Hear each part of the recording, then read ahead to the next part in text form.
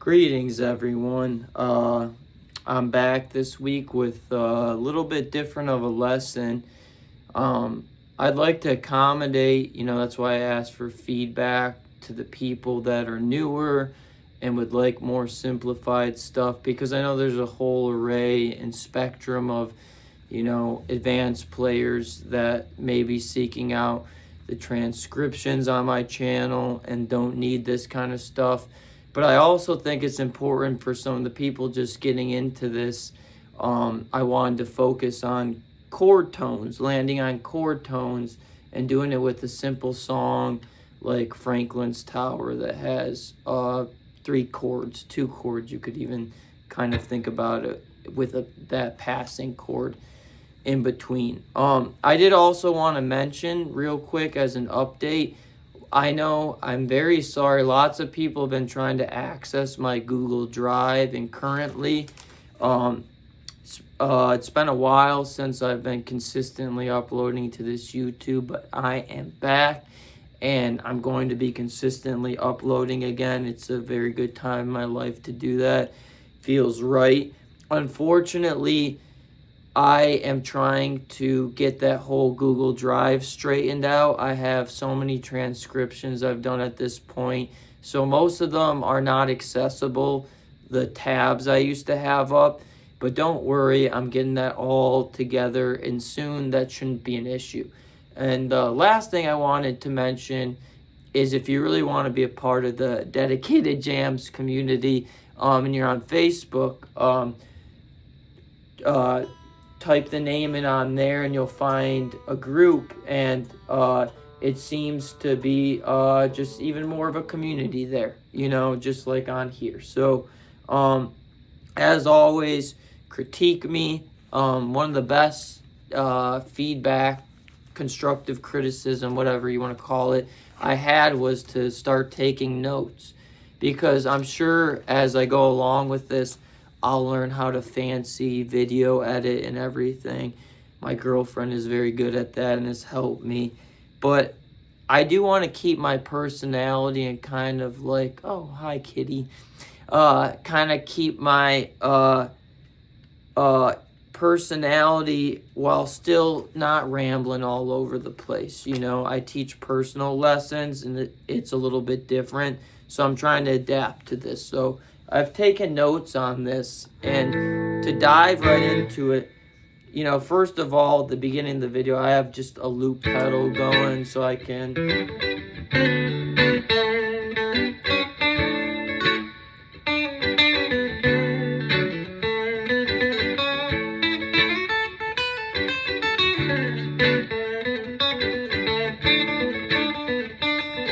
So there I did not intentionally try to land on any chord tones, ironically, which is the point of this video. I just wanted to mention that a loop helps.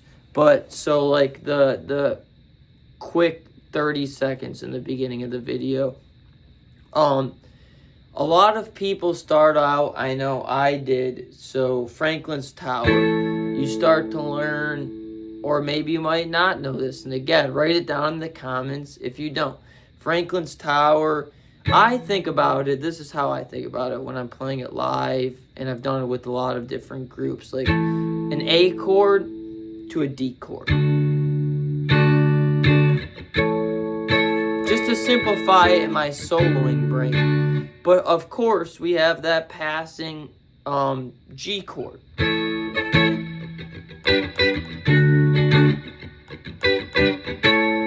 And that's the telltale sign you're in Mixolydian mode. Anytime you start on a major chord, and then you go to a major chord 2 frets down, boom, minor 7th, you're in the Mixolydian mode scale. If you don't understand that, again, leave a comment. I kind of want to see where everyone's at with this stuff. But so, if you can see here, I kind of like map it out for myself. You know, I've done this a while ago for this song, but I take every note. So like let's go through the chords first of all. And let's drop my notebook while I'm at it. But we have A. So you want to figure out the notes that are in your A major chord. And I don't know how deep I'm going to get into that today. That's another thing to drop a comment for. But if you can, what we're going to try to do is take these three chords, mainly A and D. The G is important, and we'll get to that. But we're going to try to take these three chords, and it is very healthy to write this stuff down, you know, on your phone. I like to do it physically. It helps me a little bit more. But in an A major chord, you have A, C sharp, and E. Okay? And then the next main chord I consider, and the reason I'm saying main is because, again, this is like, that G is a very passing chord, you know? It's great to hit it in your solos, but it's really a vamp between those two chords. Now, what's interesting, I'm going to try not to get too off track here because I do have notes, but if you were to just look at that and I told you A major to D major, that's a 1 to 4 in A major, meaning A, B, C, D, 1 to 4, you know. So you would think A major scale. So that's where the G major coming in, going down those two frets, gives you the Mixolydian scale. So, you know, make sure you know how to play shapes of Mixolydian, you know.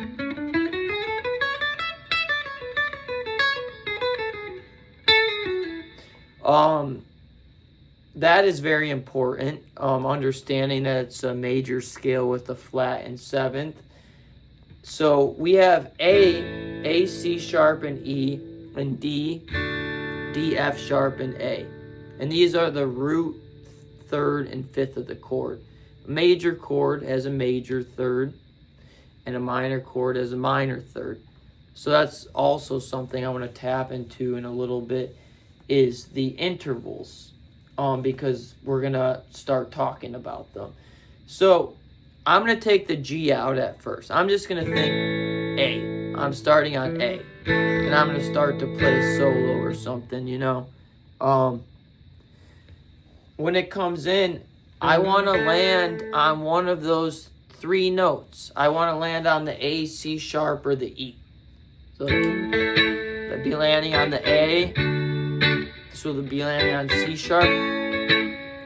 So be landing on E. There's lots of possibilities with that. So what I do next is you take those chord tones and then you take the ones in G, or excuse me, in D, and then we see how many frets, what are the intervals we have to go to target the next chord tone. So I'm over the A. I'm trying to, on the downbeat, land on one of these notes, which is another good time for inversions, figuring out, okay, A is here, A is here, A is here. You know, lots of ways to play an A major chord. That's huge, you'll learn, just knowing the notes of your fretboard, because if you want to land on, you know, you could just stick to this normal A major, but you want to know how to do it all over the neck. But we can stay down here for now. So now when it goes to the D chord, it changes a bit. So let's start with the A note, the root of the first chord. So if you think about it, D, D, F sharp, A. We want to think of the closest note to that A. And this is one of the times where there's a mutual note. Both, so the root of the A chord is the fifth of the D chord. So you could literally just like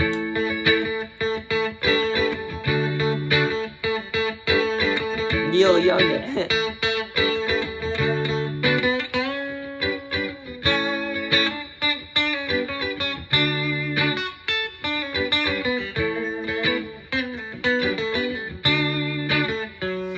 So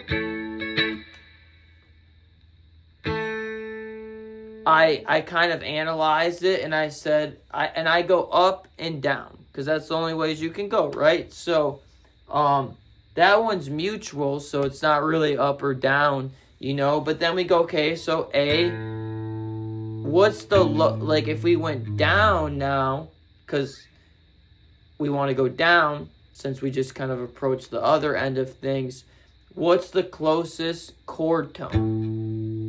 I feel like it's cheesy for me to be like, pause the video and see if you can think about it, but I think that's healthy. So like, we're on an A, and we want to target the downbeat of the next measure and really emphasize a note in the D major chord. Well, you'll come to find the closest one is that major third of the D, the F sharp, which is almost like a dream because it's the Jerry chromatic thing, you know? He uses this very often. So this is a minor third interval.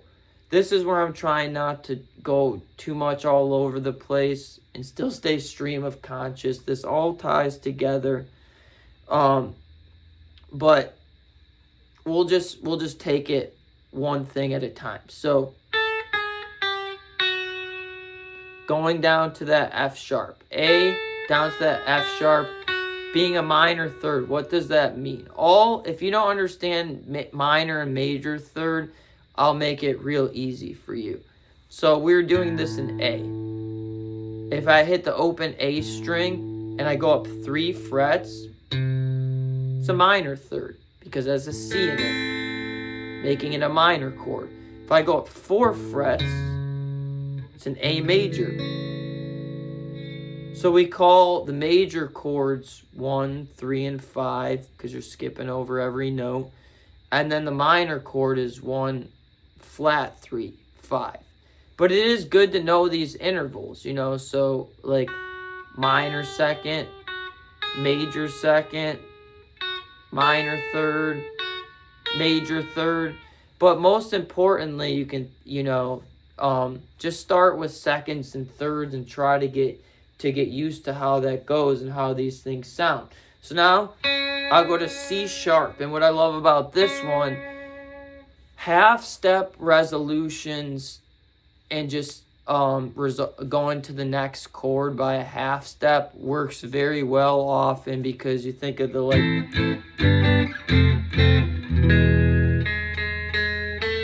is a lot more powerful than hear that pull. So that's a different context, but half notes, which are also minor seconds, can help with this. And I'm thinking of the C sharp because we just did the A, right? So now we're on the C sharp. And I'm just kind of going out of this A chord still. So look, what if I and we're just going to start off real slow. Like, you know, so like, I'm just going to use a couple notes. So like, watch. C sharp.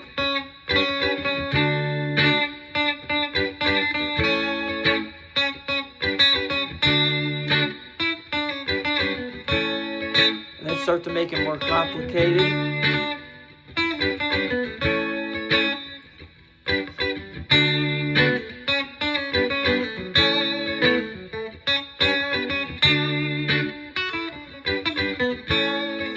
If that kind of makes sense. I'm always thinking of the downbeats and like I'll hit the chord tone I want and then you're kind of free to, you know, improvise your lick, but it's good to have like know the area you're in. So I know if I'm hitting this C sharp, I gave it away already, but the next closest chord tone, the third of the A major, the C sharp goes right up a half step to the root of D. So see how you can kind of like build that, you know, like I start off very simple. Even simpler. Then add a little bit in, a rhythm maybe. And you can do this with any of the notes we've talked about.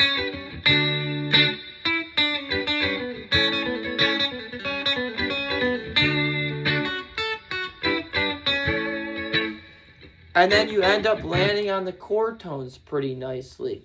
So I think of the so far we have quite a few intervals covered. We were on C sharp. So now we want to think about going down. So I'll use this C sharp here instead. Kind of like the one used in, you know, like a blues shuffle or deal or something like that. But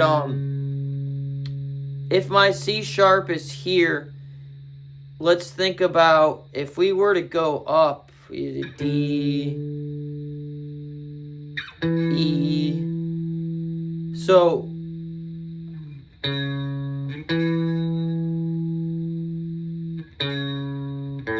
I kind of play around with it a bit. So if we're on that C sharp note and I want to go down instead of up, because remember going up, here's one thing you could do. You could go back down to the root of A. And it could even be a cool chromatic line, like.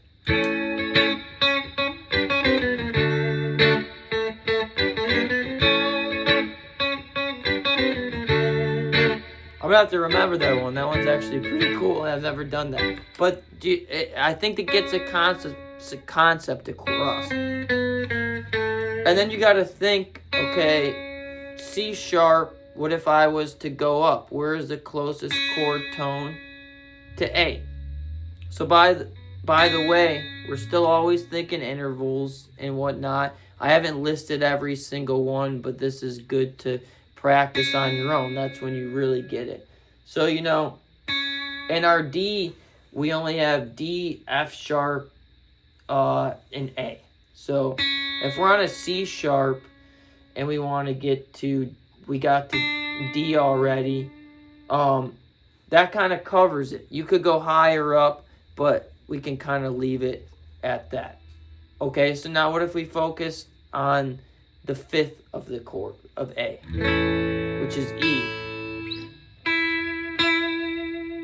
Now this one's interesting. This one's fun because they're both major seconds, which are a 2 fret distance away. So you could go down from E to D.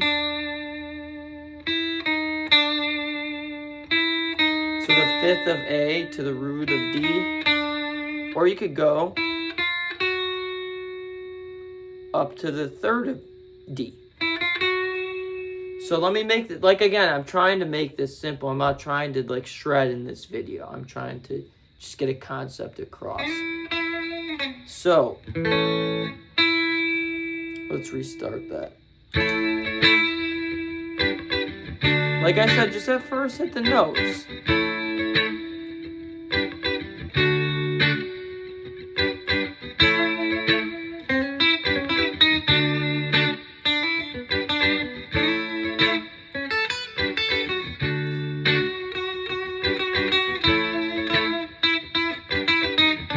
Chromatics.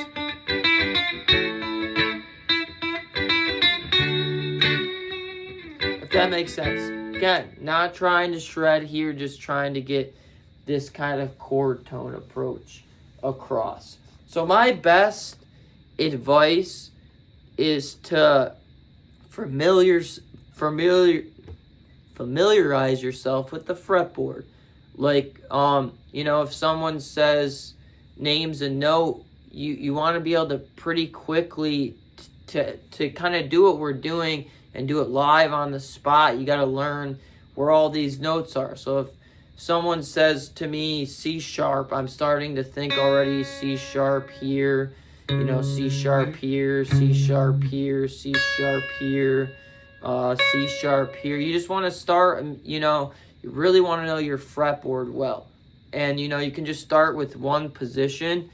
If you're a very, very I wouldn't say very beginner, but like new to this kind of Mixolydian and all this stuff.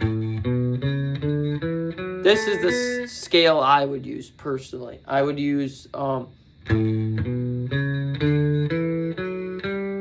the shape, I should say.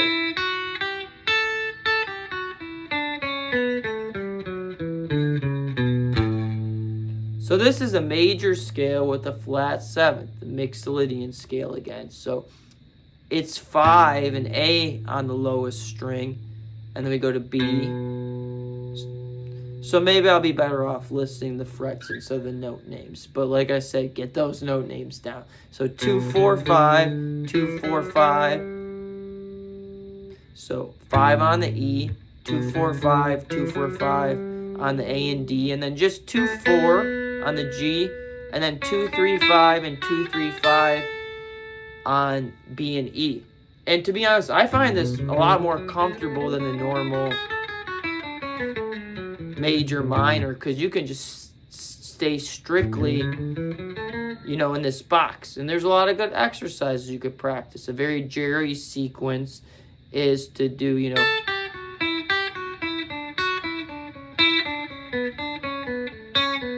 see if you can get all the way to the bottom of a scale, any scale. I'll take a different one.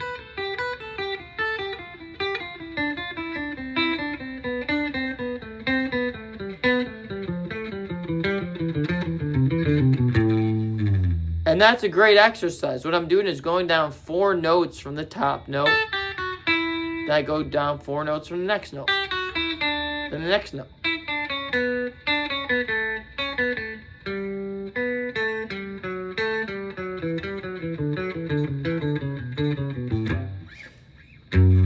So basically, I would like loop this even slower than I have it looped, and just kind of like, here's another thing I learned when I was going to Wayne State studying jazz, is that kind of how I was saying, just like let a note ring out and then go to the next chord tone. A good thing to put you on the spot on purpose is start on one and think, okay, I start on C, like keep it going, but try to go to different notes, if that makes sense. So if I like start on a C sharp on the A, okay, the D is coming up, might as well go up that minor second or a half step to the D note, okay? And now A is coming back up. Go to the 5th fret and hit the E. Usually you'll see you can almost always, that the next note is never very far away at all. You know, like look, we went up 1 fret, go up another fret, and we're going up, but you know, you can obviously go down 2. So now we're back to A, and we're hitting the 5th of A.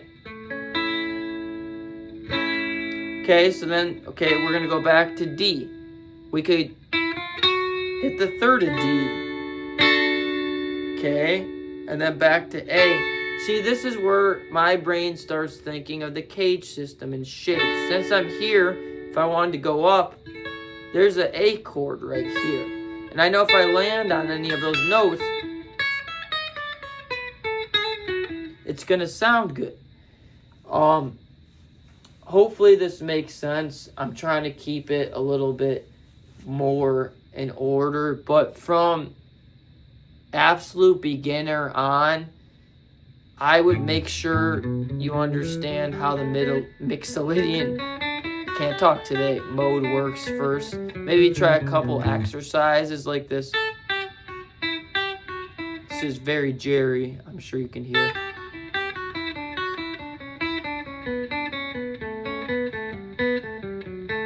This is very good for your fingers and the muscle memory and all of that. So again, just like loop something, or you don't need to even put a backing track up on YouTube, and I'll start on, remember you could just smash A. Neil Young style, down by the river.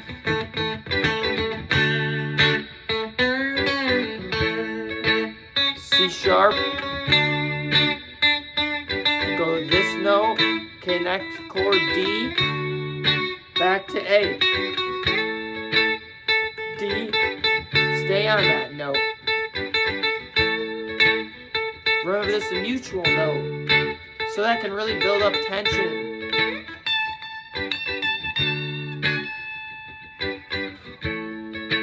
If that makes sense. So again, let's start on this chord tone.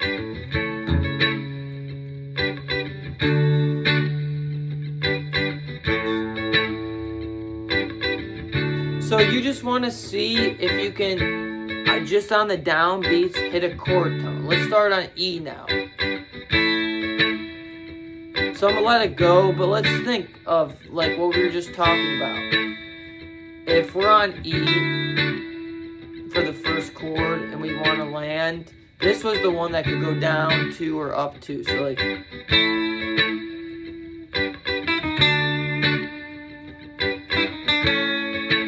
and you come up with cool ideas. That's a cool descending kind of line. Like,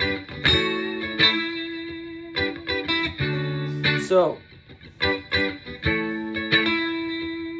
starting on this and then going down.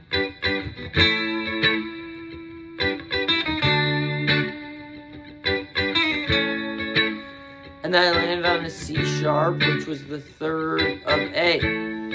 Another thing that will help with this a lot, I think I mentioned in my last videos, is learning your arpeggios. Just the same as you learn the notes all over the neck.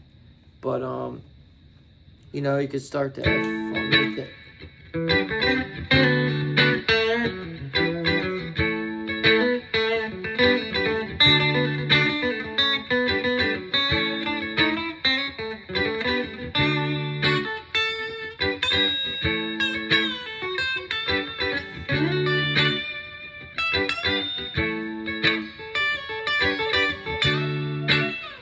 And then you'll start to learn, so you don't always have to land on a chord tone, but that is kind of the sound. Because if you think about it, you land on any other note, and it will color the chord. It will be the fourth, the sixth, the ninth, whatever. There's no really wrong notes, but you do, I would say the most powerful out of root, third, and fifth for major and minor chords is that third, because the root and the fifth always stay the same between major and minor chords. You know, take your E minor and E major. Just that third moves, right? That's why we call it the perfect fifth, because it doesn't change between chords. And that's why power chords are not really chords, because there's 3 notes maybe which you need to make a chord, but you have an octave of one of them. You need that third to make it kind of complete, if that makes sense. I'm trying to think of anything else. Oh yeah, the G part of it. So like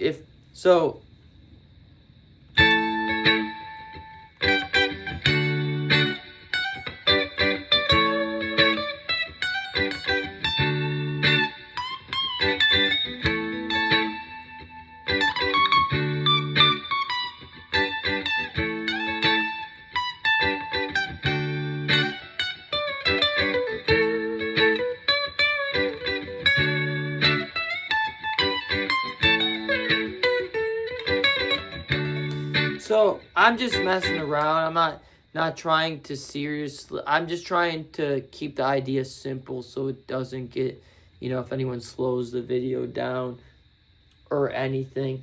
So what I did there is I started on A, and then really the main thing with G, I would say you should still write it out G, B, D, and if you notice, you write all those notes out and you put them in order starting from A, you'll get the A Mixolydian scale. Or the D major scale. Drop a comment with what you do and don't understand, because I'm just getting back at it and I'd love to know. I have so many transcriptions that I can get going again, so those of you that want that, let me know. I'll take recommendations and whatnot. Sorry the Google Drive is not accessible, but we're really here trying to think of Franklin's Tower. And like, look, like, yes, I could just smash the scale, you know, like.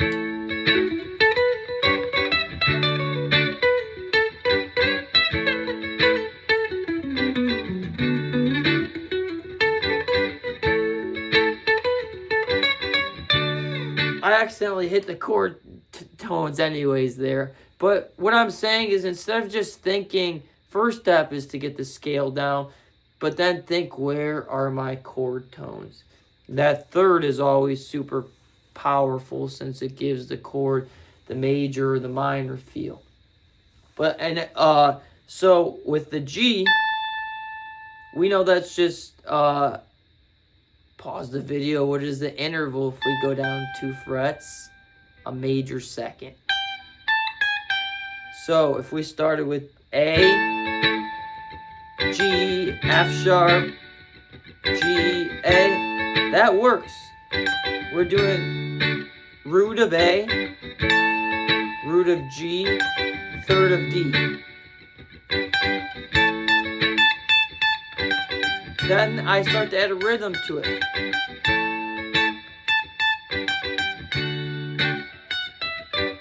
Now I'm on C sharp, D,